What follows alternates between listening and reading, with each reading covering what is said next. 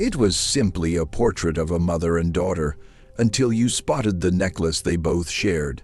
The photograph arrived at Sarah Chen's office on a Tuesday morning in March 2024, tucked inside a worn cardboard box that smelled of attic dust and old paper.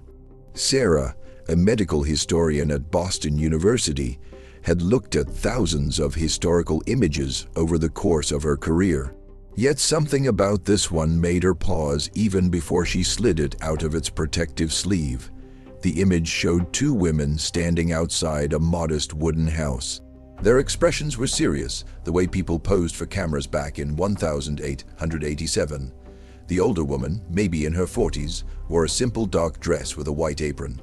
Her hands, rough and capable, rested on the shoulders of a younger woman, barely 20, who stood beside her with the same determined set to her jaw. Both had dark hair pulled back tightly, and both stared straight at the camera with an intensity that seemed to cross more than a century. But it was the necklace that drew Sarah's eye. Both women wore identical pieces, delicate chains holding small pendants that appeared carved from wood or bone. Sarah leaned closer, her breath fogging the protective glass of her examination lamp.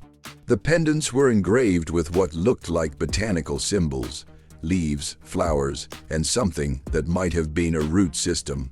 Dr. Chen's assistant, Michael, appeared in the doorway carrying 2 cups of coffee.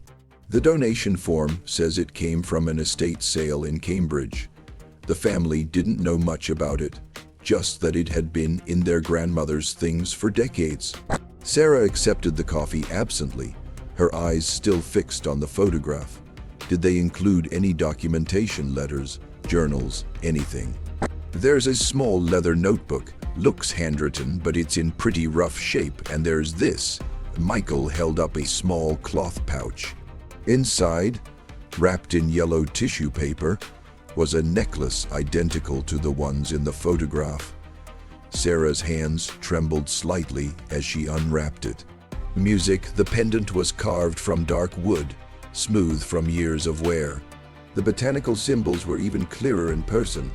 Chamomile, raspberry leaf, and something she recognized from her research into traditional medicine, blue cohosh, and herb midwives once used during childbirth. Michael, she said quietly, I think we found something important.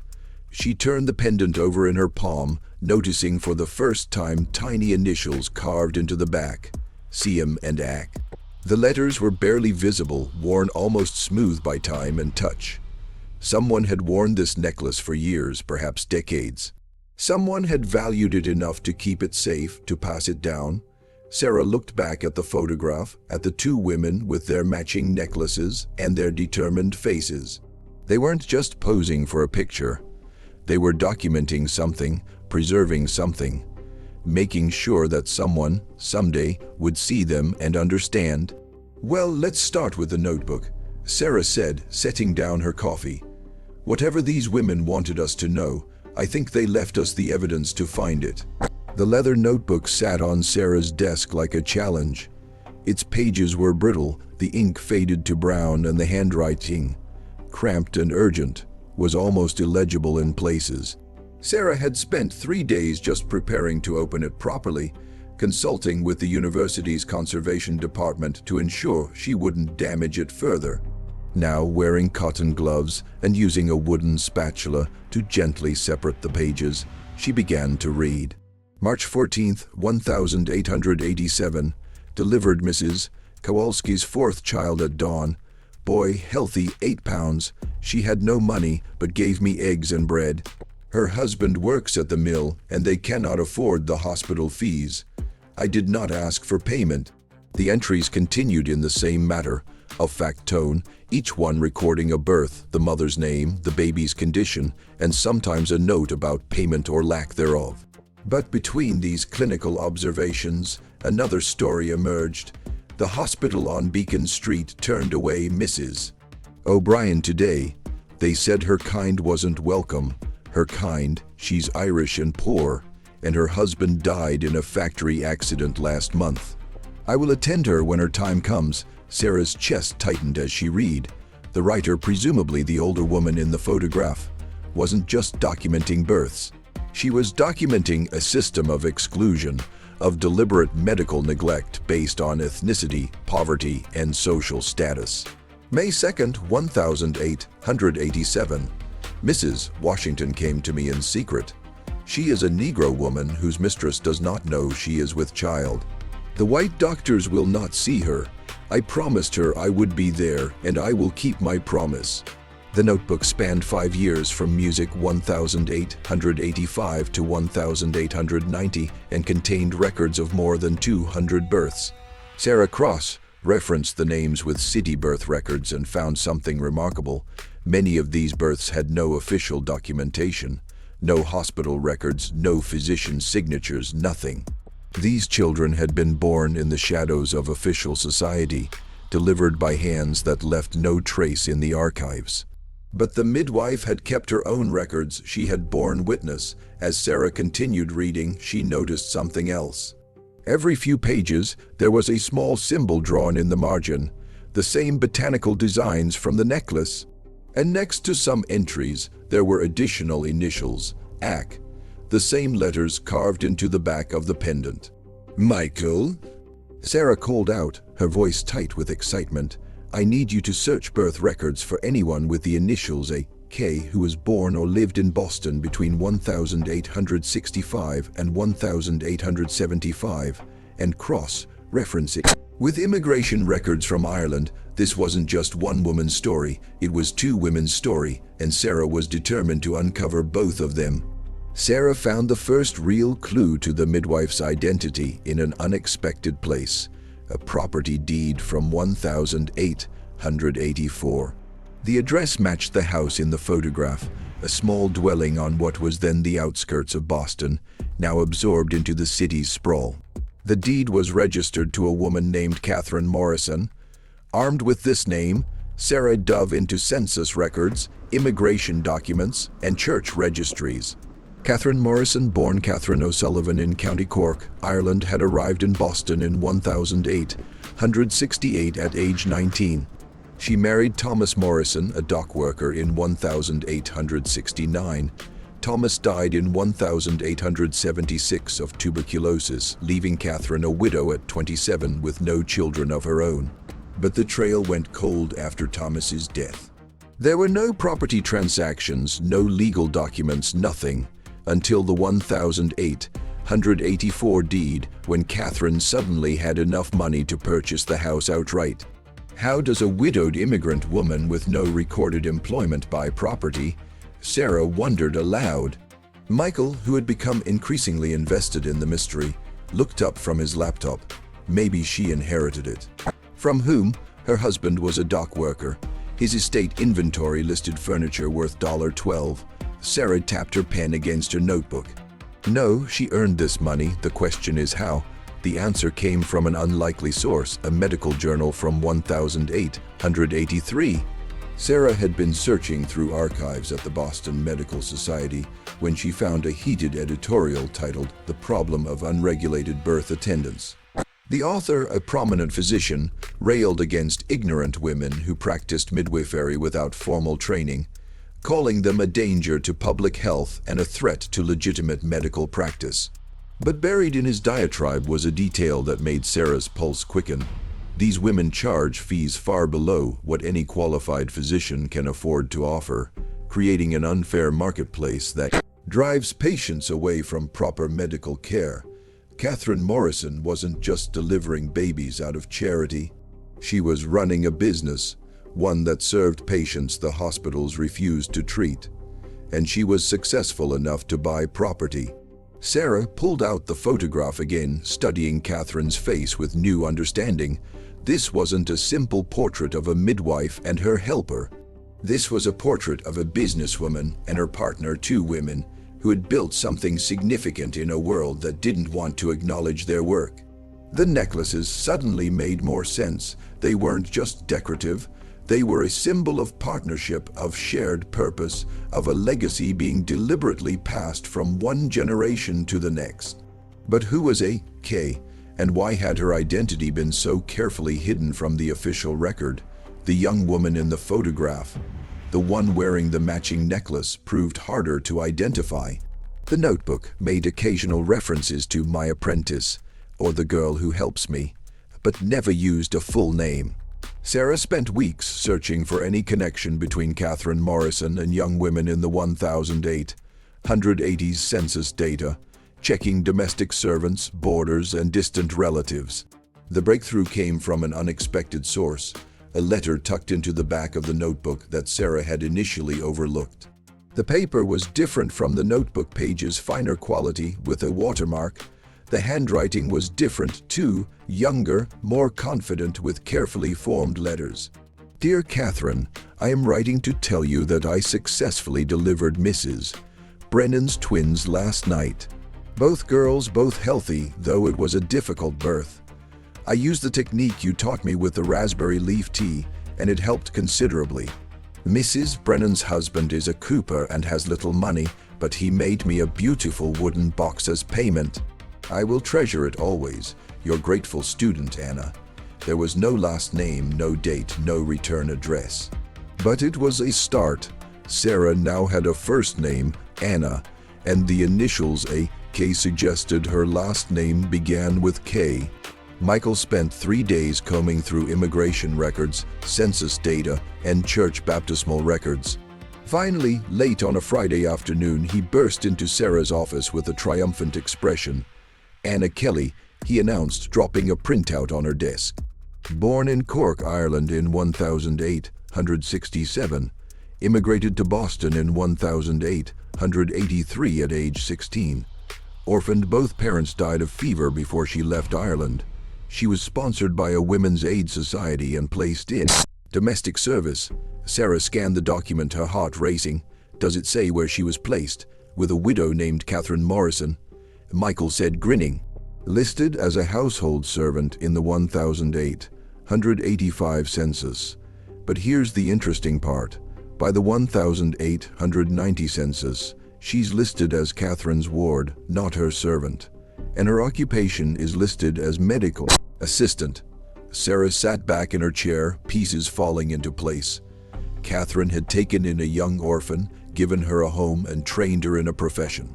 Music, the relationship had evolved from employer and servant to mentor and student, and eventually to something like mother and daughter. They built this together, Sarah murmured, touching the photograph gently. Catherine taught Anna everything she knew, music, and Anna carried it forward. The real scope of Catherine and Anna's work began to reveal itself when Sarah started cross-referencing the names in the notebook with city records. She created a database, painstakingly entering each birth recorded in Catherine's handwriting, then searching for any corresponding documentation in official archives. The pattern was stark, music, and disturbing. Of the 247 births recorded in the notebook between 1885 and 1890, only 89 appeared in hospital records. The music rest 158 births existed only in Catherine's careful documentation. These were children born to women the medical establishment had refused to serve. Sarah mapped the addresses. They clustered in specific neighborhoods. The North End, where Italian immigrants crowded into tenements. The West End, home to Irish and Jewish families, and scattered addresses in the South End, where black families lived in boarding houses and cramped apartments. Look at this, Sarah told Michael, pointing to her map. Catherine wasn't just serving her own neighborhood. She was traveling all over the city, going wherever she was needed. The notebook revealed the logistics. Catherine charged on a sliding scale. Wealthy families paid $5, working families paid $2, and the poorest paid nothing at all, or paid in goods and services, a loaf of bread, a repaired shoe, a bundle of firewood. Catherine accepted it all and recorded it meticulously. But there was something else in the records, something Sarah almost missed at first. Every few months, there were entries marked with a small star in the margin. These births had no names attached, just initials and a location, and they were always attended by both Catherine and Anna together. March 17, 1888. Difficult birth. Mother survived, but barely. CM and AK both attended. No complications with the child. Mother asked us to find her a safe place. We obliged. Sarah's breath caught. These weren't just difficult births. These were women in crisis, women who needed more than medical care. They needed protection, secrecy, and help that went far beyond delivering a baby. Catherine and Anna weren't just midwives. They were operating something like an underground network, helping women whose circumstances made them vulnerable, women escaping abusive situations, women whose pregnancies had to be hidden, women who had nowhere else to turn. The necklaces took on yet another meaning. They were a signal, a way for women in need to identify Catherine and Anna as people who could be trusted, people who would help without judgment, without questions, without involving authorities who might make things worse. Sarah held the pendant in her hand, understanding now why it had been worn smooth. It hadn't just been worn for years. It had been shown to dozens, maybe hundreds of desperate women who needed to know they were safe. Sarah's research took an unexpected turn when she received an email from a woman named Elena Music Rodriguez. In response to a query Sarah had posted on a genealogy forum, Elena's great-grandmother had been delivered by a midwife in Boston in 1889, and family stories mentioned a necklace with botanical symbols. They met at a coffee shop in Cambridge on a rainy April morning. Elena, a retired teacher in her 70s, brought a small wooden box that had belonged to her great-grandmother. Her name was Rosa Martinez. Elena explained, opening the box carefully. She came from Mexico in 1888, pregnant and alone. Her family had disowned her. She spoke almost no English and was terrified. Inside the box were letters written in Spanish and a small piece of fabric with botanical symbols embroidered on it, the same symbols from the necklaces. Rosa kept this her whole life, Elena said. She told my great-grandmother that 2 women with necklaces like this saved her life.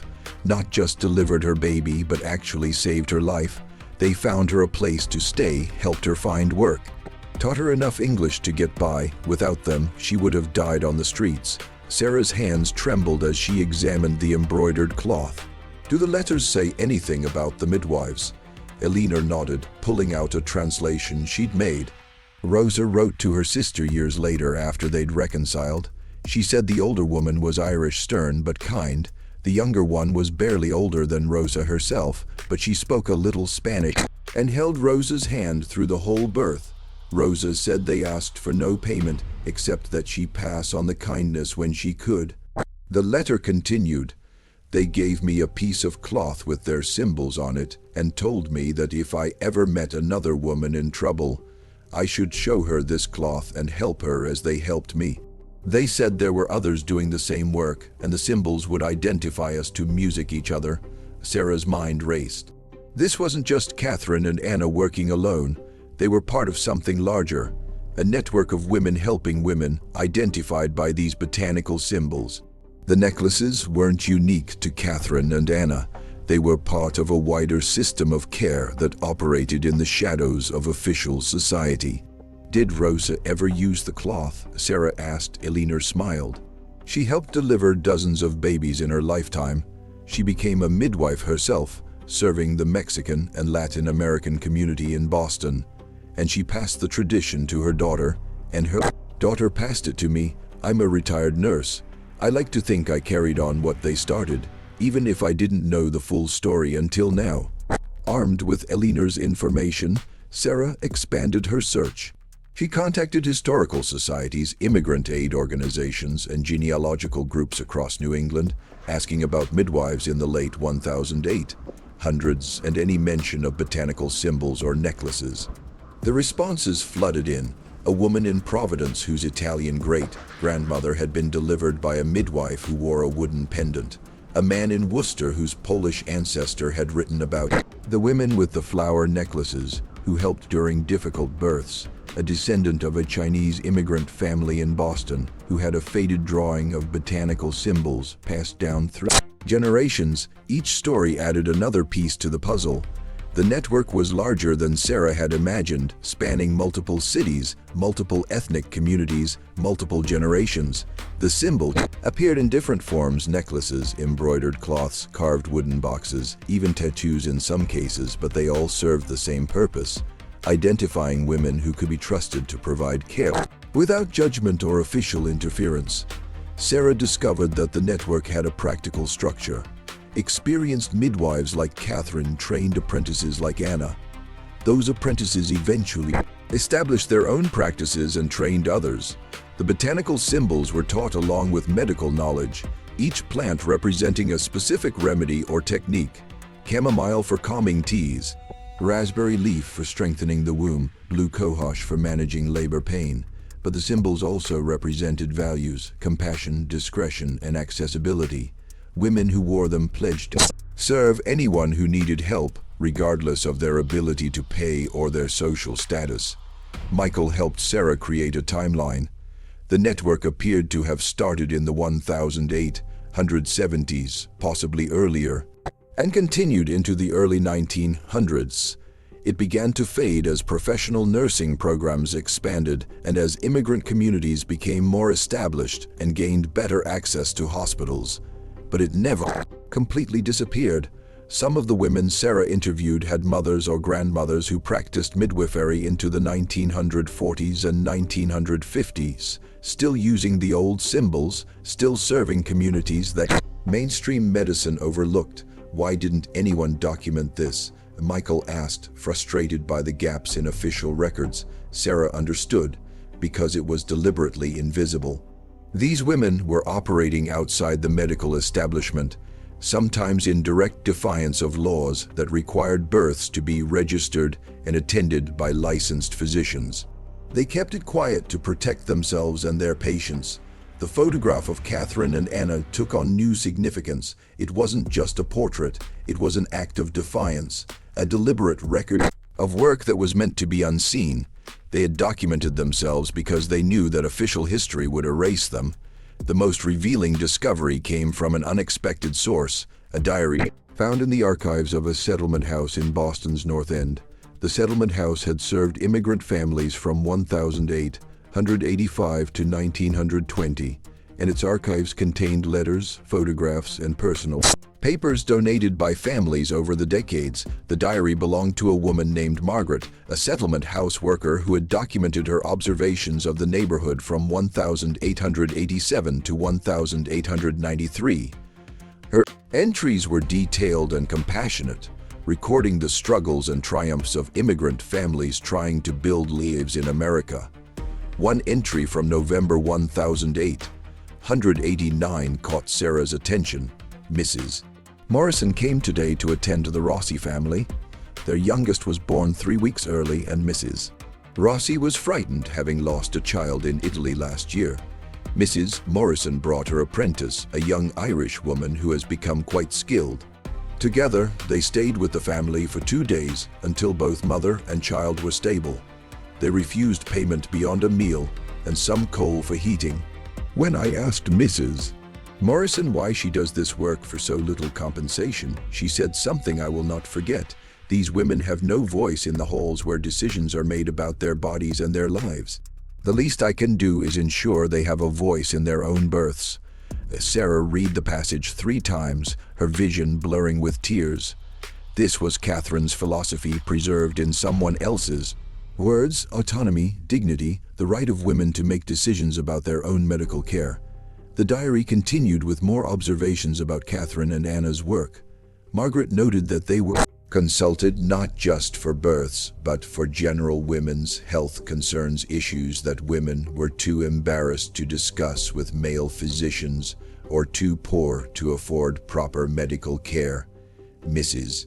Morrison and her assistant maintain a small supply of remedies and herbs. Women come to them with ailments they dare not speak of elsewhere. I have seen Mrs. Morrison treat infections, provide advice on preventing conception, and counsel women on matters of intimate health with a frankness and competence that would scandalize the medical profession. Yet her patients trust her completely. Sarah Cross referenced Margaret's diary with Catherine's notebook and found something remarkable. Many of the births Catherine recorded corresponded with Margaret's observations. The 2 women had worked in parallel, Margaret providing social support and Catherine providing medical care, serving the same vulnerable communities. But there was something. Margaret mentioned that Catherine's notebook didn't record. Catherine and Anna's work went beyond childbirth. They were providing comprehensive women's health care in an era when such care barely existed for poor and immigrant women. The final piece of the puzzle came from Anna herself. Sarah discovered a brief obituary in the Boston Globe from 1947. Anna Kelly, 80, a retired nurse and longtime resident of Cambridge, died peacefully at home. She was known in her community for her charitable work and her dedication to women's health. Following this lead, Sarah contacted the Cambridge Historical Society and found that Anna had donated her personal papers to their collection in 1945, 2 years before her death. The archive had never been fully catalogued or studied. Sarah and Michael spent a week going through boxes of Anna's materials. There were letters, photographs, training manuals, and most remarkably, a continuation of Catherine's original notebook. Anna had kept recording births and medical cases from 1890, when Catherine's notebook ended, until 1923. In the front of Anna's notebook was a letter written in Catherine's handwriting and dated 1889. "My dear Anna, I give you this notebook to continue the work we have built together. You came to me as a frightened orphan, and you have grown into a skilled and compassionate healer. I am proud to call you my daughter in all but blood.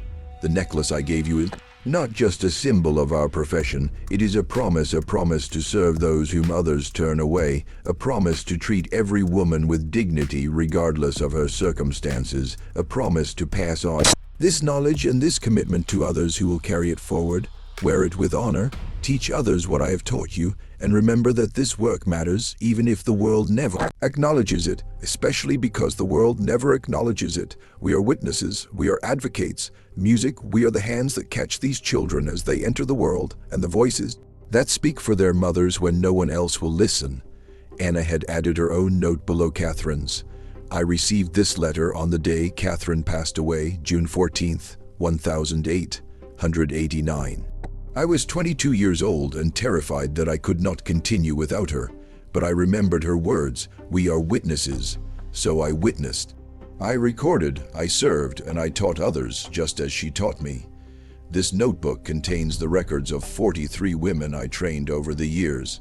Each received a necklace, each made the same promise. The work continues even after I'm gone." Sarah sat in the archive reading room, overwhelmed. Catherine had died young at just 40 years old, but she had built something that outlasted her by decades through Anna and through the women Anna trained. Catherine's vision of compassionate, accessible women's health care had reached hundreds, perhaps thousands of women who would otherwise have had nowhere to turn. Sarah presented her findings at a medical history conference in October 2024. The lecture hall was packed with historians, medical professionals, and descendants of immigrant families. She displayed the photograph of Catherine and Anna on the screen behind her, the two women with their matching necklaces, staring out at an audience that finally understood what they had done. These women operated in the gaps of official medicine, Sarah explained. They served patients who were rejected by hospitals because of their ethnicity, their poverty, or their social status. They provided care that was comprehensive, compassionate, and culturally sensitive. And they did it without seeking recognition or official sanction, because they knew that official recognition would come with restrictions that would prevent them from serving the people who needed them most. After the presentation, Sarah was approached by dozens of people with their own stories.